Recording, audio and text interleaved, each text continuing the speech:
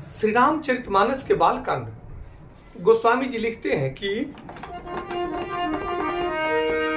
तुम्हें त्रिभुवन गुर वेद बखाना आन जीव पावर का जाना। प्रश्न उमा के सहज सुहाई, प्रश्न उमा के सहज सुहाई। छल बिहीन सुनी शिव मन भाई, छल बिहीन सुनी शिव मन भाई।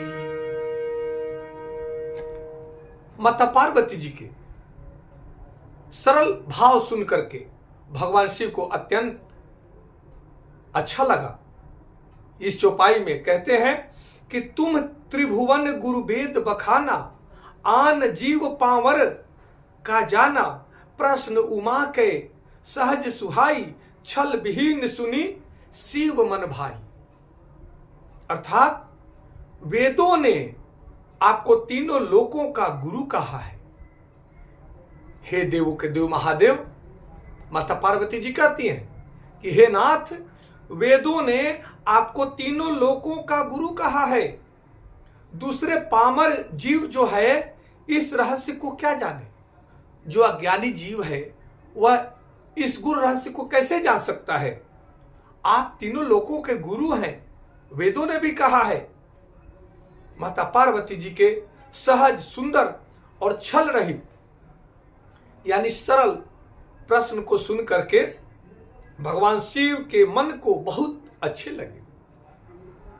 यह अद्भुत वर्णन है कि माता पार्वती जी भगवान शिव जी से कहती हैं कि आप तीनों लोकों के गुणों का वर्णन कर सकते हैं, क्योंकि वेदों ने आपको त्रिलोकीनाथ कहता है। आप तीनों लोकों के गुरु हैं, आप सब रहस्यों को जानते हैं, हर गुरु रहस्यों को जानते हैं, इसलिए आप तीनों लोकों के गुणों का वर्णन करने में सक्षम हैं। आप सब कुछ जानते हैं। और माता पार्वती जी का जो प्रश्न है वह बहुत ही सरल, निष्कपट और सुंदर है, क्योंकि वह छल कपट से रहित है। इसलिए वह प्रश्न भगवान शिव जी के मन को बहुत प्रिय लगता है। भगवान कहते हैं कि हमें छल कपट नहीं सुहाता है। जो निश्छल व्यक्ति है, जो निष्कपट व्यक्ति है, जो मेरा भक्त निष्कपट भाव से मेरा पूजा करता है, मैं उस पर अत्यंत खुश होता हूं। मैं उसके हर इच्छा को पूर्ण करता हूं। परंतु जो बहुत ज्यादा खर्च करके भी छल कपट और दिखावे के लिए मेरा पूजा करता है, मैं उससे खुश नहीं होता। भगवान कहते हैं कि सदैव ही हमें तो आपके भाव प्रिय हैं। भगवान को आपके शब्द, आपका दिखावा प्रिय नहीं है, बल्कि भाव। भगवान कहते हैं कि भक्तों का भाव ही हमें सबसे प्रिय लगता है। हमें कुछ भी न चाहिए, भक्तों का पवित्र भाव चाहिए। जो व्यक्ति, जो भक्त प्रेम भाव से मेरा पूजन करता है, मेरा आराधना करता है, मेरी उपासना करता है, मेरी प्रार्थना करता है, मैं उस पर अत्यंत प्रसन्न होता हूं। माता पार्वती जी का प्रश्न न दिखावा है, न अहंकार है, केवल सच्चाई है और सरलता है। इस भाव को समझना अति आवश्यक है। यही तो बात भगवान शिव जी को अत्यंत प्रभावित कर रही है और उन्हें अति प्रिय लग रही है। इस बात को समझना है। इससे हमें अपने जीवन में भी सीखना है कि सरलता ही सबसे बड़ी शक्ति है। छल कपट दिखावा अहंकार तो दुनिया को तोड़ता है, मित्रत्वों को तोड़ता है, संबंधियों में दूरी पैदा करता है, बल्कि जो सरल व्यक्ति है उस पर सब लोग प्रसन्न रहते हैं। सरलता मनुष्य की सबसे बड़ी शक्ति है।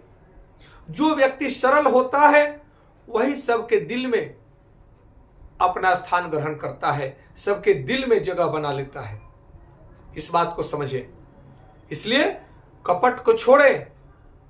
छल कपट का दिखावा ठीक नहीं है। यह मन को अशांत करता है, भाव को अपवित्र करता है, पवित्रता को खंडित करता है। इसलिए निष्कपट बनना हमारा परम कर्तव्य है। यह चौपाई हमें सिखलाता है कि सच्चे भाव से जब आप बात करते हैं तो चाहे भगवान हो या इंसान, कोई व्यक्ति हो, वह आप पर अत्यंत प्रसन्न होता है और आपके हर कार्य को सफल करने के लिए अपनी शक्ति लगा देता है। जबकि आप जब सरल रूप में बात करते हैं तो आपके हर समस्या का समाधान करने के लिए लोग तैयार हो जाते हैं।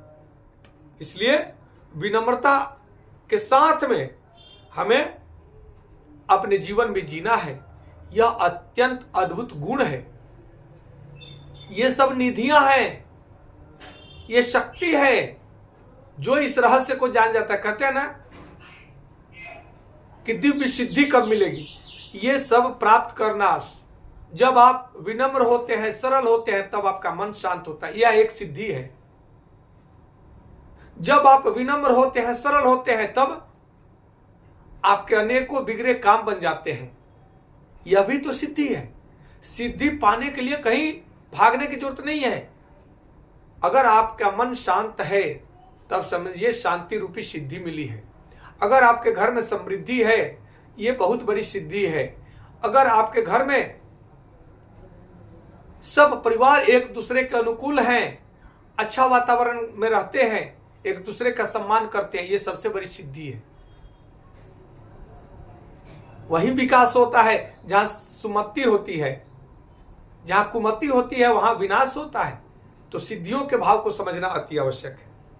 इसलिए हम सबका परम कर्तव्य है कि भगवान को प्रभावित करने के लिए बड़े बड़े कार्य करने की आवश्यकता नहीं है, बल्कि सच्चा और निर्मल हृदय से आप उनकी उपासना करें, आराधना करें, प्रार्थना करें, पूजा करें। भगवान सदैव आप पर प्रसन्न रहते हैं। इस भाव को समझना है। आज इतना ही। कल पुनः दूसरे चौपाई के साथ में मिलेंगे। आप सबको कोटि कोटि नमन। हर हर महादेव। जय माता पार्वती। जय श्री राम। जय श्री राम।